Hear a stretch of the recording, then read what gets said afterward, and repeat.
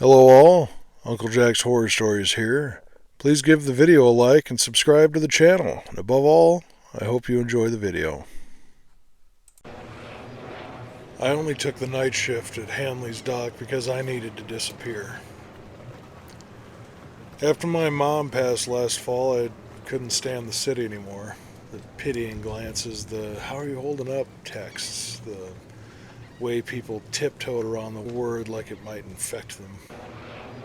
She'd been gone 6 months, and I was still choking on the silence that she left behind. So I packed up and drove until the horizon swallowed the city skyline and I had nothing but the ocean in front of me. And I landed there, at a rust-bitten harbor where no one knew my name. I thought I was lucky when the dock manager hired me without much of a fuss. "You sure you want nights?" he'd asked, not looking up from his clipboard. "Yeah," I said, "some peace and quiet would be welcomed." He smirked then, like he knew a joke that I didn't. Then he handed me a laminated sheet of paper. "These here are the rules. Follow them, you'll be fine." The rules were printed in blocky type, but someone had scribbled warnings in the margins in red ink. I say scribbled like they were just add-ons, but the letters were deep, almost violent. Little things like, "Seriously, don't look," and "he mimics voices now." At first I thought it was some weird tradition, like those urban legends you tell newbies to freak them out. The longer I stared at that list, the more my skin crawled. Rules for the night shift at Hanley's dock. Rule number 1. Clock in before sunset. If you're late, go home. Rule number 2. From 2 to 2:10 a.m., do not look in the water. Rule 3. If you hear footsteps behind you, keep your head down, keep working. Rule 4. At 3:33 a.m., the floodlight in slip 4 will go out. When it does, run. Do not walk back to the lunchroom and wait 5 minutes. Rule number 5. Do not answer if the water calls your name. Rule 6. Do not eat or drink anything left unattended. Rule 7. Before sunrise, throw a piece of raw meat into the water by dock 7. Rule 8. Never talk about the things you see here. I laughed it off. I told myself it was just an initiation thing. A couple of them made me wonder if the mafia actually ran these docks. But hey, if this is what I had to do to keep the job, I'll do it. They pay me by the hour, so why not? Might even be some odd way of seeing how good I was at following orders. The first night was quiet. Too quiet, like even the sea wind and the seagulls knew better than to linger. I was checking the chains on dock 5 around 1:55 a.m. when I started to feel watched. Not in the usual way, this is different. The air thickened, the low slosh of the tide took on a rhythm, almost like breathing. I pulled out the sheet and read the second rule again. From 2 to 2:10 a.m., do not look in the water. And exactly then is when the whispers started.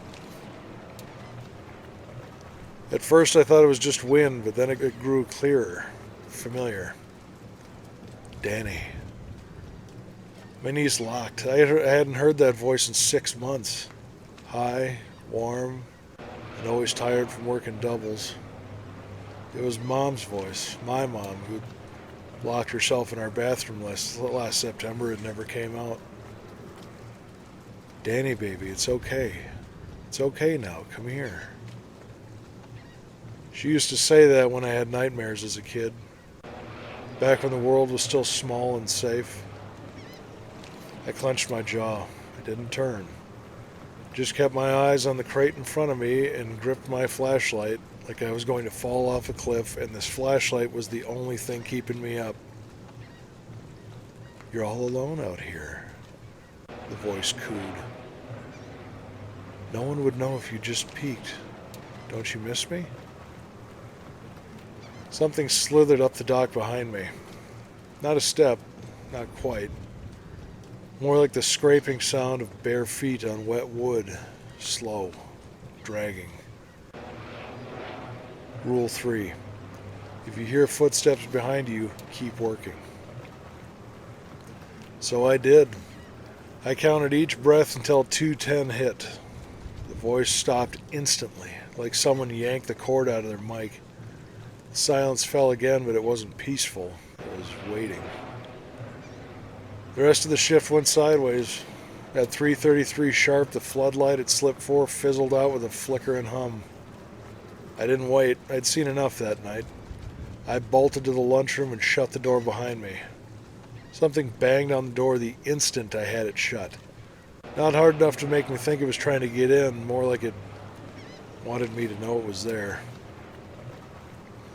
The 5 minutes I had to wait in that rusted shack dragged into what felt like hours. The entire 5 minutes were accompanied by the high-pitched, teeth-grating screech of what sounded like knives on sheet steel all the way around the shack that was our lunchroom. The sun rose on the end of my shift, an uninterested witness to the horror of last night's events. I asked my supervisor about the voice, and he didn't even flinch. "Your mom, huh?" he said, lighting a cigarette with shaking hands. "Takes different forms. Last guy said it was his brother. One guy before that swore it was a girl he dated in college. Doesn't matter who. It'll sound real. It knows who you miss." I asked him what it was, and he just shook his head slowly. "Doesn't matter a bit. Just follow the rules."